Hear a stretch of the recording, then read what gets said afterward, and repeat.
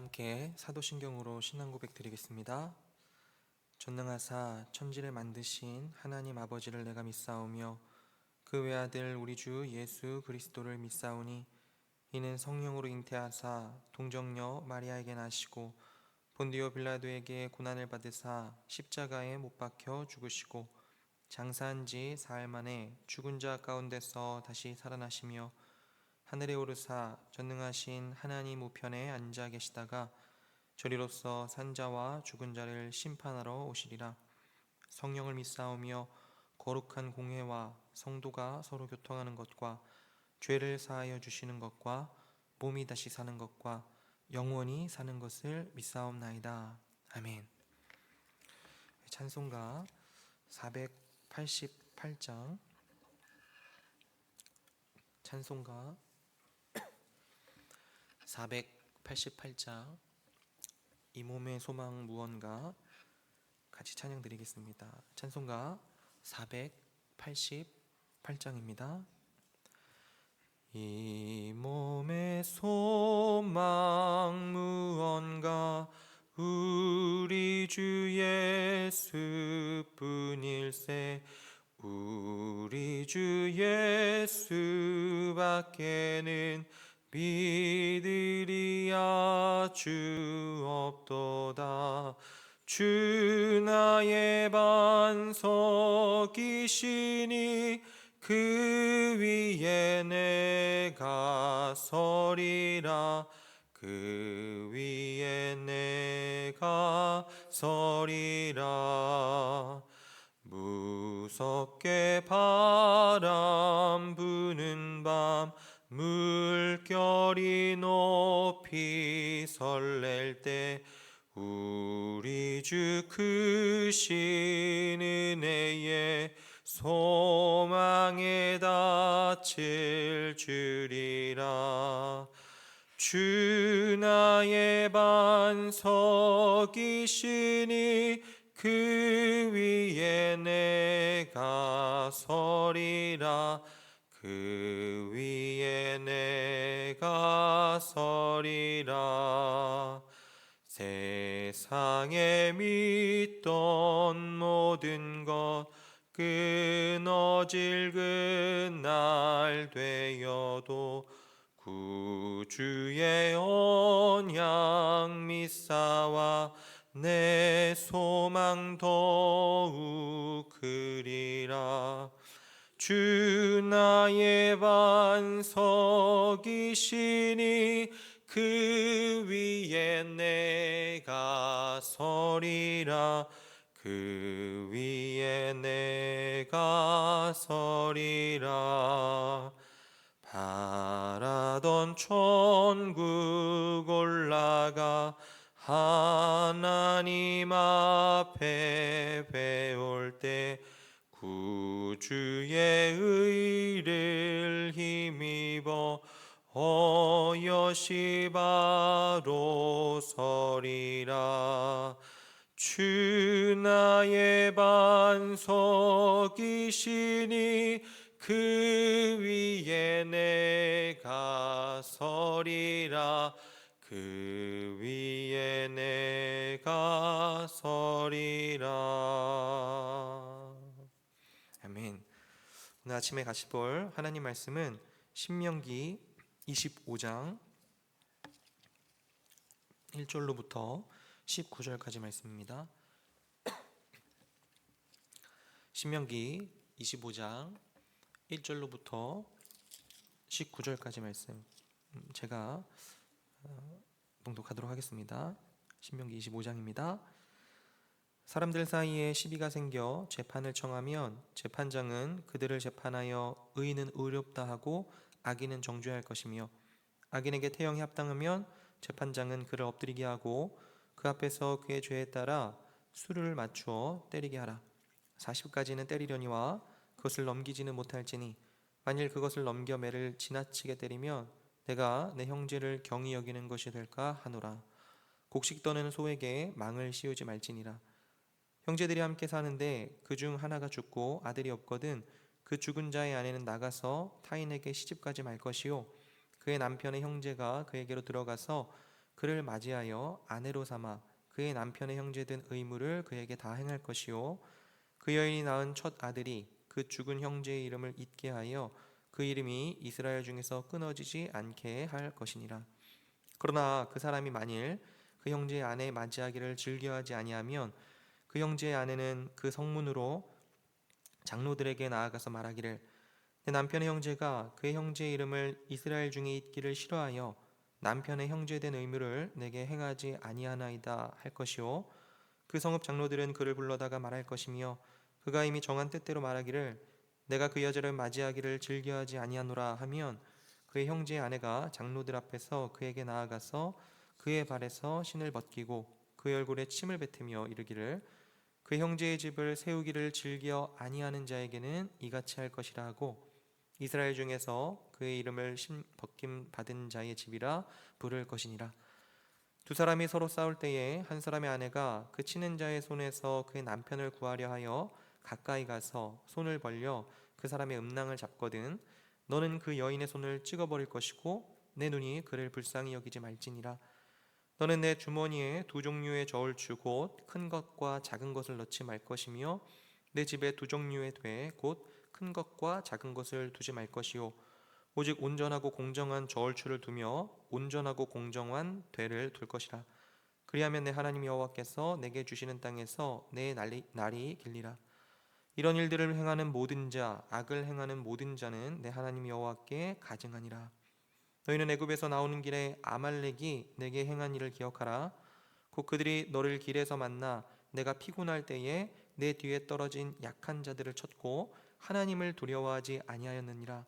그러므로 내 하나님 여호와께서 내게 기업으로 주어 차지하게 하시는 땅에서 내 하나님 여호와께서 사방에 있는 모든 적군으로부터 내게 안식을 주실 때에 너는 천하에서 아말렉에 대한 기억을 지워버리라. 너는 잊지 말지니라. 아멘. 오늘 저희들이 보는 이 신명기 25장은 굉장히 다양한 법들이 나열되어 있습니다. 보시면서 좀 당황스러운 법들도 있었는데 우리들이요 이 법들을 볼 때 염두에 두어야 할 게 있습니다. 지금 우리가 보는 이 법들은요 당시의 시미법이었습니다. 그러니까 당시를 살던 이스라엘 백성들에게만 적용이 되던 그런 법들이었다라고 하는 거예요. 나중에 저희들이 신약의 가르침들에 비추어 볼 때 이 모든 법들은요 사실 지금 폐지가 되었습니다. 그렇지만 이 법들의 정신은 폐지가 되지 않았기 때문에 그래서 이 모든 법들이 어떤 정신을 우리들에게 가르쳐 주고 있는가 그것을 생각을 하면서 내용들을 보셔야 할 거예요. 1절부터 보시면 사람들 사이에 시비가 생겨 재판을 청하면 재판장은 그들을 재판하여 의인은 의롭다 하고 악인은 정죄할 것이며 지금 이건 원칙을 이야기하는 겁니다. 어떤 원칙이냐면 공의에 따라서 판결을 하라라고 하는 거죠. 재판장이 사람들한테 뇌물을 받거나 혹은 눈치를 보는 그런 방식으로 잘못된 판결을 내리면 절대로 안 되고 정의롭게 판단을 해라 이렇게 말씀을 하시는 거죠. 그리고 이어지는 구절에서는 그 법이 실행되어서 벌이 내려질 때에 대한 원칙을 이야기를 하고 있습니다. 예를 들어 어떤 나쁜 짓을 한 사람이 있어요. 그러면 그 사람에게 이제 벌을 내려야 되겠죠. 그런데 어떻게 하라고 하냐면 2절과 3절입니다. 악인에게 태형이 합당하면 재판장은 그를 엎드리게 하고 그 앞에서 그의 죄에 따라 수를 맞춰 때리게 하라. 40까지는 때리려니와 그것을 넘기지는 못할지니 만일 그것을 넘겨 매를 지나치게 때리면 내가 내 형제를 경히 여기는 것이 될까 하노라. 그러니까 지금 2, 3절은요 어떤 사람이 잘못을 하면 형벌을 받긴 받아야 되지만 40대 이상 때리는 것은 안 된다 이렇게 얘기하는 거죠. 이건 형벌이 필요하다. 그렇지만 이 형벌에는 인간의 존엄성을 해치는 방식의 지나친 형벌은 안 된다 이렇게 이야기하는 겁니다. 형제인데 같은 이스라엘 사람인데 그를 지나치게 경히 여기면서 인간의 존엄성까지 파괴하는 방식의 형벌을 내려서는 안 된다라고 하는 거죠. 그래서 어떤 주석가는 이 40대로 제한하는 이유를 너무 심하게 때려서 본인의 의지에 상관없이 몸에서 배설물이 흘러나오거나 겁에 질려 비굴하게 애원한다면 그의 자존감은 물론이요 인간의 존엄성마저도 훼손되기 때문이다. 이렇게 적기도 합니다. 실제로 이 유대인 전승에 보면요, 이스라엘 백성들은 이 말씀을 지키기 위해서 39대, 그러니까 39대까지만 때렸다 이야기합니다. 왜냐하면 이 숫자를 잘못 셀 가능성도 있으니까 혹시 숫자 잘못 세서 41대 때릴까 봐서 39대만 형벌을 명했다 그렇게 이야기해요. 그래서 나중에 신약에 보면요, 사도 바울이 39대를 맞는 장면이 많이 나오죠. 3번이나 맞습니다. 고린도 후서 12장에 나와요. 4절 보시면 곡식 떠는 소에게 망을 씌우지 말지니라 얘기합니다. 곡식을 타작할 때 소가 이렇게 결의하면서 지나가잖아요. 그때 이제 입에 망을 씌워서 소가 배고플 때 타작을 하면서 떨어진 이 곡식을 못 먹게 하려고, 그래서 곡식을 하나도 손해보지 않게 하려고 그렇게 하는 사람들이 있었습니다. 그런데 그거 안 된다 이야기하는 거죠. 배고픈 소가 뭐 먹고 싶으면 뭐 먹을 수 있도록 해줘야 된다. 그래서 이 동물의 권리까지도 챙기고 있는 모습이 등장합니다. 5절부터 보시면 또 다른 케이스가 나오는데요. 5절과 6절입니다. 형제들이 함께 사는데 그중 하나가 죽고 아들이 없거든 그 죽은 자의 아내는 나가서 타인에게 시집가지 말 것이요 그의 남편의 형제가 그에게로 들어가서 그를 맞이하여 아내로 삼아 그의 남편의 형제된 의무를 그에게 다 행할 것이요 그 여인이 낳은 첫 아들이 그 죽은 형제 이름을 잊게 하여 그 이름이 이스라엘 중에서 끊어지지 않게 할 것이니라. 이걸 이제 형사 취수제다 이렇게 이야기합니다.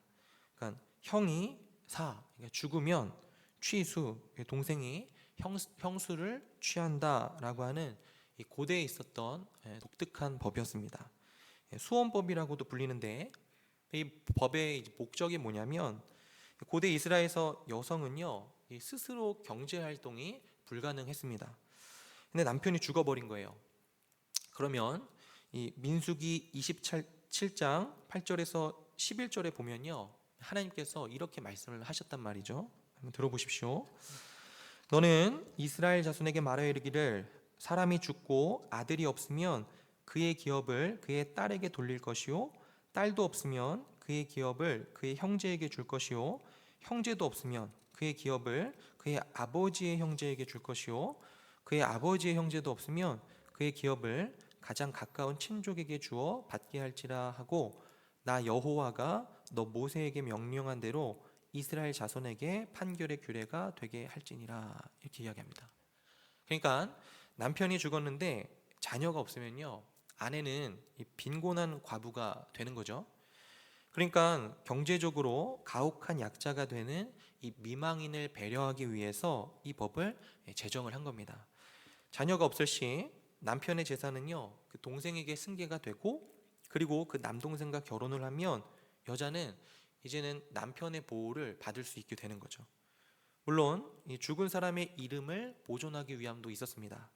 죽은 형제의 이름을 잊게 한다라고 하는 건 족보를 보존하고자 함도 있었던 거죠. 그런데 만일 이 동생이요 나는 싫습니다, 나는 형수와 결혼하기가 싫습니다 라고 하면 어떻게 해야 되느냐, 7절 이하에 나와요. 그러나 그 사람이 만일 그 형제의 아내 맞이하기를 즐겨하지 아니하면 그 형제의 아내는 그 성문으로 장로들에게로 나아가서 말하기를 내 남편의 형제가 그의 형제의 이름을 이스라엘 중에 잊기를 싫어하여 남편의 형제된 의무를 내게 행하지 아니하나이다 할 것이요. 그러니까 이 여자가 고소를 할 수가 있었다라고 하는 겁니다. 8절과 10절에 보시면 그 성읍 장로들은 그를 불러다가 말할 것이며 그가 이미 정한 뜻대로 말하기를 내가 그 여자를 맞이하기를 즐겨하지 아니하노라 하면 그 형제 아내가 장로들 앞에서 그에게 나아가서 그의 발에서 신을 벗기고 그의 얼굴에 침을 뱉으며 이르기를 그의 형제의 집을 세우기를 즐겨 아니하는 자에게는 이같이 할 것이라 하고 이스라엘 중에서 그의 이름을 신 벗김 받은 자의 집이니라 부를 것이니라 이렇게 이야기합니다. 그러니까 이러한 경우에는요 이런 형벌을 줌으로써 특히나 소외된 여성들을 잘 돌볼 수 있도록 이스라엘 백성들이 이 전체적인 시스템을 마련을 한 겁니다. 이것이 하나님의 뜻이었어요. 그리고 11절과 12절은요 굉장히 좀 독특한 법인데, 두 사람이 서로 싸울 때에 한 사람의 아내가 그 치는 자의 손에서 그의 남편을 구하려 하여 가까이 가서 손을 벌려 그 사람의 음낭을 잡거든 너는 그 여인의 손을 찍어버릴 것이고 내 눈이 그를 불쌍히 여기지 말지니라 얘기합니다. 이게 되게 독특한 법이죠. 그래서 이 법에 대해서 이 11절과 11절에 대해서는 연구 논문들도 많이 있습니다. 그런데 대다수의 내용이 뭐냐면요 이런 겁니다. 그러니까 남성 성기는요 급소잖아요. 그러니까 자칫 잘못하면 이 아이를 낳을 수가 없게 된단 말이죠. 그러니까 인간의 존엄성을 해치는 비겁한 행동이다라고 하는 이야기입니다. 여자가 한 일이라 할지라도 이런 비겁한 일은 해서는 안 된다. 각 인간은 존엄성을 보존받아야 된다라고 하는 이야기를 하는 겁니다. 그러니까 요즘 같은 경우에는 사실 이 음낭을 발로 차버리는 것이 이 코미디처럼 보이지만 고대에는 그런 코미디가 없었단 말이죠. 각 사람을 소중히 여기고 또 존중히 여겨라, 이런 맥락에서 이 사안을 보시면 될 것 같습니다. 13절에서 16절입니다. 너는 내 주머니에 두 종류의 저울추 곧 큰 것과 작은 것을 넣지 말 것이며 내 집에 두 종류의 돼 곧 큰 것과 작은 것을 두지 말 것이요 오직 온전하고 공정한 저울추를 두며 온전하고 공정한 되를 둘 것이라. 그리하면 내 하나님 여호와께서 내게 주시는 땅에서 내 날이 길리라. 이런 일들을 행하는 모든 자, 악을 행하는 모든 자는 내 하나님 여호와께 가증하니라. 이렇게 이야기합니다. 이건 사기치는 것에 관한 이야기입니다. 저울추를 속여서 여기 고기가 한 근 있습니다 라고 했는데 실제로는 반 근만 주는 이런 일을 해서는 안 된다라고 하는 거죠. 그것도 역시 사람의 존엄성을 해치는 일입니다. 왜냐하면요 그 사람을 바보로 만드는 일이기 때문에 그렇습니다. 17절을 보시면 이제 갑자기 아말렉 이야기를 합니다. 너희는 애굽에서 나오는 길에 아말렉이 내게 행한 일을 기억하라. 곧 그들이 너를 길에서 만나 내가 피곤할 때에 내 뒤에 떨어진 약한 자들을 쳤고 하나님을 두려워하지 아니하였느니라. 그러므로 내 하나님 여호와께서 내게 기업으로 주어 차지하게 하시는 땅에서 내 하나님 여호와께서 사방에 있는 모든 적군으로부터 내게 안식을 주실 때에 너는 천하에서 아말렉에 대한 기억을 지워버리라. 너는 잊지 말지니라. 그러니까 아말렉을 계속해서 대적하라라고 말씀을 주시는데, 이건요 이 특정 족속을 차별하라는 이야기보다는 이 이야기가 모든 이야기의 마지막에 나오는 데는 이유가 있습니다. 아말렉은요 정말 비겁한 일을 했기 때문에 그렇습니다. 그들이 행한 일이 반이스라엘적이기 때문이 아니고요 반인륜적이기 때문에, 반인간적이었기 때문에 형벌을 내리라라고 하는 거예요. 이스라엘 백성들이 무기가 없이 가고 있는데 이 뒤에 있는 노약자들만 쳐서 죽였거든요. 그러니까 대단히 비겁한 행동이었습니다. 그러니까 인간을 그렇게 대해서는 안 된다라고 하는 거죠. 두 가지만 적용해 보고 같이 기도하겠습니다. 첫 번째입니다. 첫 번째는 인간의 생명을 소중히 여기는 것입니다. 이 전반적인 내용 모두가요 인간 생명을 소중히 여겨야 된다 이야기해요. 40대만 때리라는 건 상한선이 있어야 된다는 것이고, 약자가 될 수 있는 여성의 권한을 보호해야 된다는 것이고, 싸움과 다툼 중에서도 음낭을 잡아서는 안 된다고 하는 건 인간의 존엄성을 지켜야 한다는 겁니다. 그리고 사기를 치는 것으로 인간의 정신을 파괴해서는 안 되고요, 인간의 존엄을 파괴하는 모든 시도들, 아말렉의 행동들은 단호하게 거부해야 된다는 겁니다. 심지어 4절에 보면 짐승에 관한 것까지도 명령을 하고 있어요. 주 안에 사랑하는 여러분, 오늘 하루 저희들이 살아갈 때요 여러분들이 만나시는 모든 사람들을 존엄하게 대우하시기를 바랍니다. 그리스도인들끼리만이 아니고요 하나님의 말씀을 어기는 사람들까지라도 존엄하게 대하시기를 바랍니다. 그것이 하나님의 뜻입니다. 특별히 여러분들 주변에 소외된 자들, 약자들, 어려운 사람들, 인간다운 존엄성을 경험 못하고 대접받지 못한 이들에 대해서요 그리스도인이라면 그들을 존엄하게 대우하는 일에요 저와 여러분들이 앞장서야 할 것입니다. 두 번째입니다. 이걸 우리들이 어떻게 깊이 생각할 수 있을까요? 여러분들 예수 그리스도께서 정말로 이 세상에 약자로 오셨다는 것을 기억하시기를 바랍니다. 이 고대 근동의 많은 종교들을 보면요, 인간을 박해하는 신들에 관한 이야기가 나옵니다.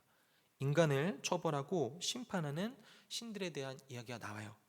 그렇지만 예수 그리스도께서는요, 인간에게 심판받은 신, 인간에게 박해를 받은 신, 인간에게 고난을 받은 신이십니다.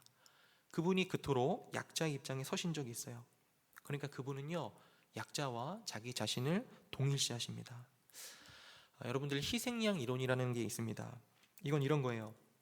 인간은 항상 갈등이 있을 때 누군가를 희생양으로 만들어서, 약자로 만들어서 박해함으로써 그 모든 갈등들을 풀어왔다는 것입니다. 그리고 인간 역사가요, 전부 다 그렇다는 거예요. 그런데 우리 주님께서는요, 당신이 약자가 되셔서 당신이 처벌을 받으심으로써 인간의 궁극적인 갈등을 푸셨다라고 하는 거죠. 주 안에 사랑하는 여러분, 우리들의 삶에서요, 또 직장에서, 심지어 교회에서도 약자들이 있죠. 오늘 아침에 우리 구주께서 우리를 위해서 어떤 일을 하셨는지, 어떤 지경에까지 처하셨는지를 깊이 생각하시는 저와 여러분들이 되었으면 좋겠습니다. 그리고 우리들이 섬기는 하나님, 우리가 예배하는 하나님이요, 얼마나 연약한 자들을 위하시는지를 기억하시면서 특별히 연약한 자들을 섬기는 마음이 우리들 모두에게 있어지게 되기를 주님의 이름으로 축원드립니다. 기도하겠습니다. 사랑과 은혜가 풍성하신 아버지 하나님, 오늘 말씀을 통해서 하나님이 하나님의 형상을 따라 창조하신 인간을 얼마나 존엄하게 대하기를 원하시는지, 또한 얼마나 연약한 자들을 위하시는지를 생각을 해보게 됩니다. 주님, 바라기는 우리를 위해 약자의 입장에 서셨던 주님을 기억하며 십자가 위에 약자가 되어 인류의 궁극적인 갈등을 푸셨던 우리 주님을 기억하며 우리들의 삶 또한 주님을 닮아가게 하여 주옵소서. 연약한 자들을 돌보고 섬기는 삶이 되게 하여 주옵소서. 감사드리며 우리 주 예수 그리스도 이름으로 기도드리옵나이다. 아멘. 하늘에 계신 우리 아버지여, 이름이 거룩히 여김을 받으시오며 나라가 임하옵시며 뜻이 하늘에서 이루어진 것 같이 땅에서도 이루어지이다. 오늘날 우리에게 일용할 양식을 주옵시고 우리가 우리에게 죄 지은 자를 사하여 준 것 같이 우리 죄를 사하여 주옵시고 우리를 시험에 들게 하지 마옵시고 다만 악에서 구하옵소서. 대개 나라와 권세와 영광이 아버지께 영원히 있사옵나이다. 아멘. 우리 세 가지 기도 제목으로 함께 기도하겠습니다. 첫 번째입니다. 어떤 사람이든 존엄하고 고유하게 대하게 하시고 우리 주변의 이웃들, 특별히 소외되고 가난한 사람들을 섬기는 일에 더 깊은 관심을 갖게 하옵소서. 두 번째입니다. 우리가 섬기는 하나님이 얼마나 약자들을 위하시는지를 생각하며 주님을 따르는 성문 공동체가 되게 하옵소서. 마지막입니다. 오늘 22대 국회의원을 뽑는 날입니다. 이걸 위해 같이 기도했으면 좋겠는데요. 모든 유권자들이 자신의 사적인 이익이 아닌 국민의 권익을 위해 일하는 정치 지도자를 뽑을 수 있도록 분별하는 마음을 허락하여 주옵소서. 특별히 하나님을 두려워할 줄 아는 정치 지도자들이 뽑히기를 원하지만 그렇지 않다 하더라도 오늘 뽑히게 될 정치 지도자들이 역사와 시민을 두려워하고 자신의 양심의 소리를 들을 수 있게 하여 주옵소서. 우리 기도의 제목으로 함께 같이 기도하시고 개인의 기도 제목으로 기도하시다가 자유롭게 돌아가시면 되겠습니다. 기도하겠습니다.